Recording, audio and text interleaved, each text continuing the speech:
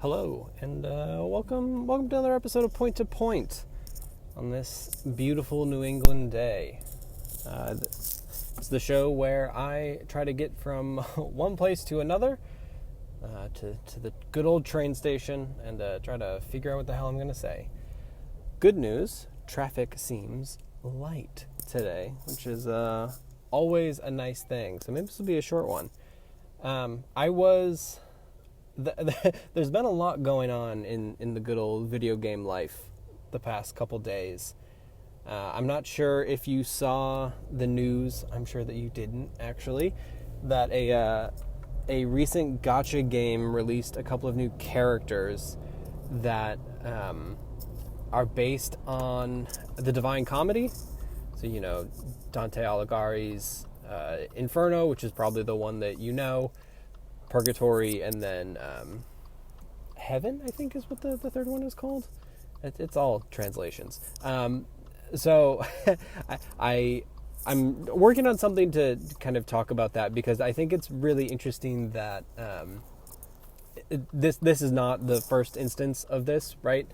You look at something like American McGee's Alice being, something that is promoting or an adaptation, I guess, of some variety of another classic work, Alice in Wonderland.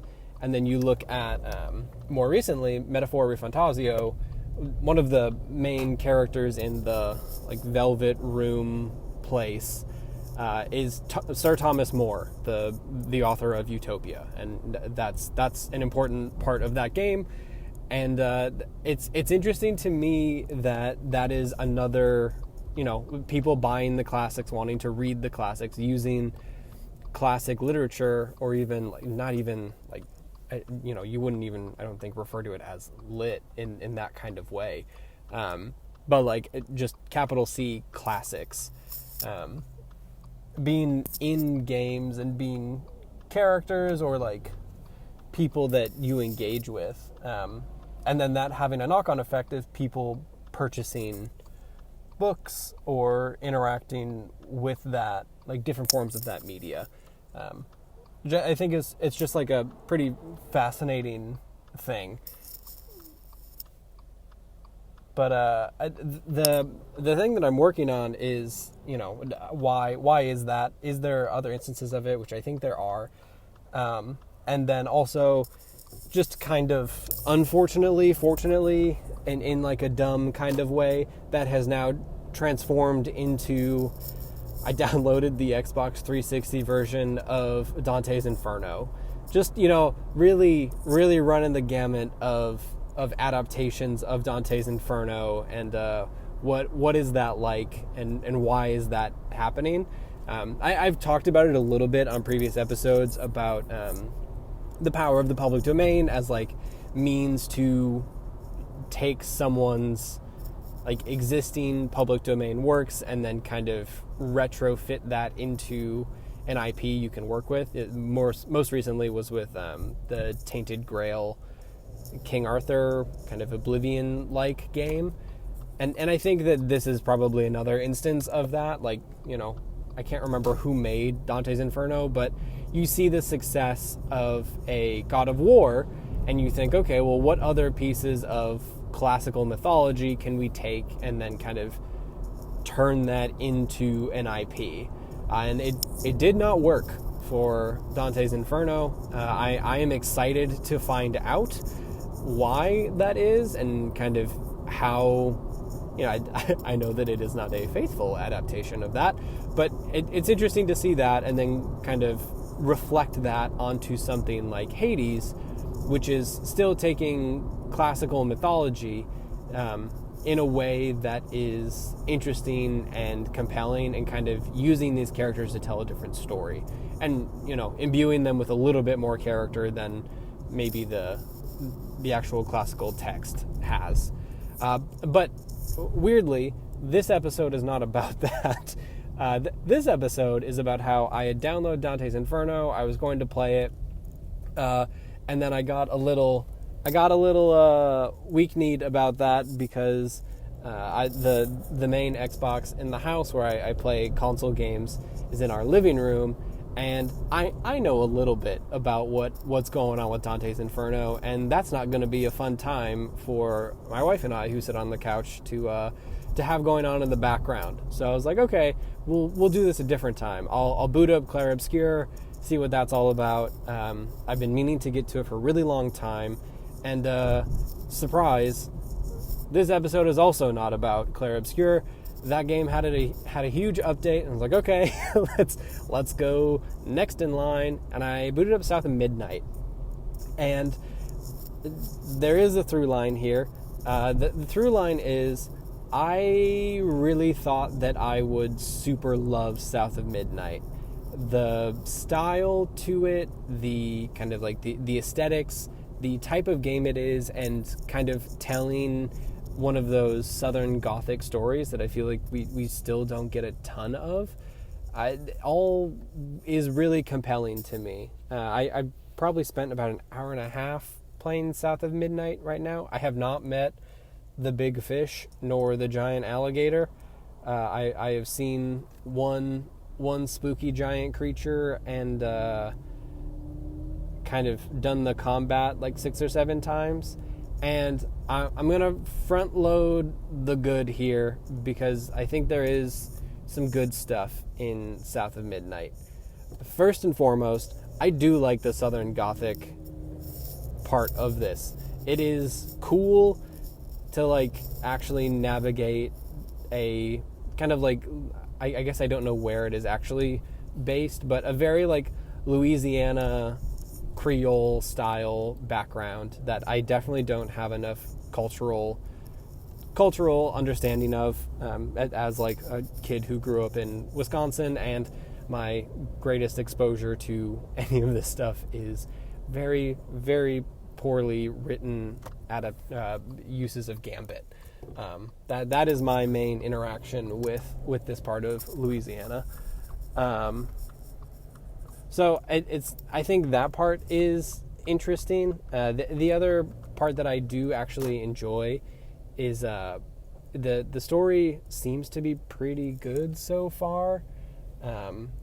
It's at least enjoyable, which is nice. The whole thing is about how there are these weavers who kind of fix the great tapestry of time and everything, and they end up they fix this tapestry, and it's like a passed down mythical group of people who understand the magic of all of that stuff, which I think it's neat, pretty classic stuff, but pretty good.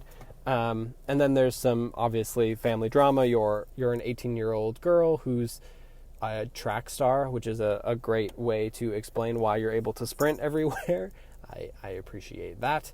And you get into a fight with your mom during a hurricane. The trailer that your mom lives in, floats on down the river. You try to catch her, and then you have to go back to your estranged grandmother, I guess, whose name is Bunny, which is unfortunate. There's a lot of bunny symbolism, like rabbit symbolism, in the storybook concept of the whole thing.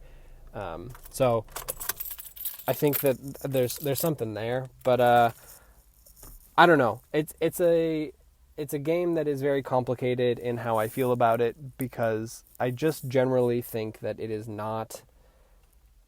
It's very PS2. Like, it feels like a version of the Dante's Inferno game that just doesn't really work for me. The combat is kind of bad. I knew it was going to be bad. It's worse than I thought.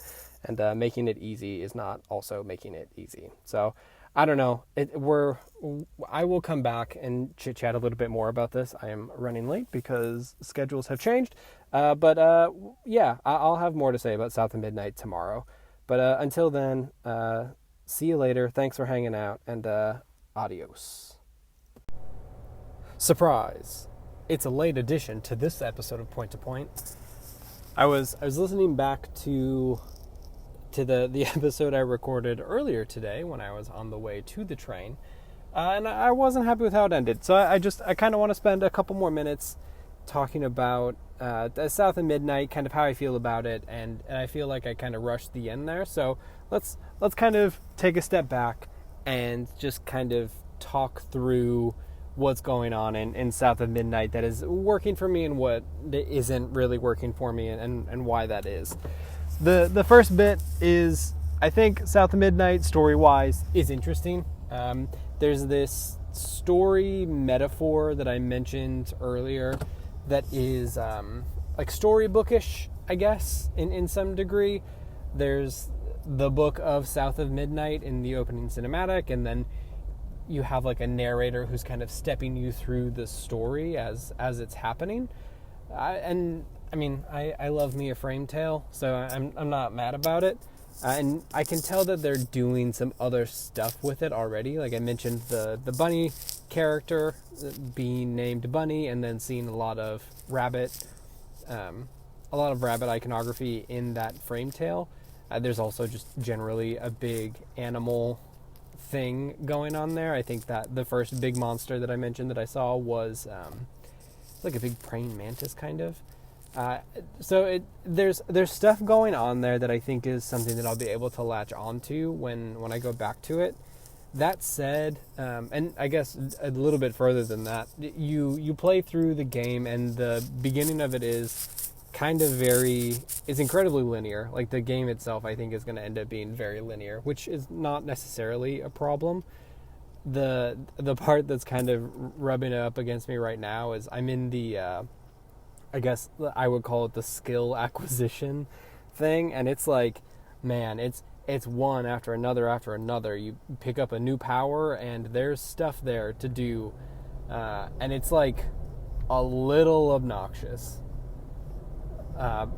So we'll see how that part goes. There's interesting stuff in there that, because you're playing as a young black woman in the South, guess what? There's going to be stuff in there. Like, I think it was less than probably 45 minutes into the game, and you are already visiting the sleeping, quote unquote, quarters of a slave, of a plantation with slaves. And there's story about that. And I really appreciate that. I feel like that's a part of that is a part of American history that we don't get to talk about. Like, you end up following around a previous weaver, which is what your magic doing type of character is called, and you follow around a previous weaver in like the early 1800s who's helping a family of slaves escape. And you're kind of learning your power set through watching this ghostly image of a previous weaver kind of do stuff. And that part's awesome. Like that's the stuff that I really like in this game so far. It's an interesting way to look at the world with kind of the magical realism going on. I think the story bits are kind of cool. The part where it all falls apart is kind of what I mentioned before, where the combat is not great. It's like a very light upgrade tree based kind of Arkham Asylum mash or hold X to do different things. You got your dodge, you can lock on. There's like a couple of magic powers that you can do that's basically push, pull, and web someone up to kind of like restrict them a bit. And the enemy variety, at least from what I've seen, is non-existent. I'm sure that there is more. I know that there are boss battles in this game. And it's mostly just hit square and then you walk in. When people talk about the combat of this game, I think it's kind of hard to imagine what it is without actually seeing it. So it's very easy to think of like, yes, it's the push X kind of thing, which I think would be fine if you're kind of like exploring this area and then enemies are there. But I think the part that it makes it not great in my eyes is that instead of there being a lot of, just random enemies that you can run into, or challenge enemies that you kind of go to. It's not like God of War, the 2018 God of War, right? Like, you're not just wandering around and there are enemies there. You are wandering around, you're getting your story, you're getting your new powers, and then you are entering a place that has red pustules in the environment, and this is now a boss arena. and you will see like 4 enemies appear, and then you will fight them, and then you will go to the object in the center and you unravel it, and then that makes the enemy, like, that makes the pustules disappear and combat is over. And it's this, I think that's the part that is troublesome to me, is that the combat in the game it's restricted. Like, here's the story part, and now here's the part where you fight things. But the things that you are fighting are not like culminations of the story pieces that you found. They're just faceless, they're like swirly, scary guys who have a red heart to them. They're not like, these are not manifestations of the plantation owners. They are supposed to be, manifestations of all of the sorrow in this area. But that's kind of it. So I think that's the part where the combat is there to kind of pace out the game. It's not there to reinforce the message of what you're doing in like an extremely obvious or meaningful way. Like, they kind of back their way into making it meaningful, but it's not like hugely meaningful. And I think that's the part where, like, I can tolerate the Batman style combat. It's the part where I feel like I'm doing the Batman style combat and not getting anything out of it, like narratively or even like emotionally. So yeah, that's more of where I am at with South of Midnight. I will continue playing it because I think it's really fun to kind of go around and see what the story is. I think that it's an important, it's an important different kind of story that isn't, here's medieval fantasy again. So I'd like to see some more of it. I guess like one last thing, I wish that they did they're doing the animate on the twos thing from Into the Spider-Verse, and it's only on the character. It doesn't seem to be on the enemies, or the environment, and I just really wish that they would have went all the way with it.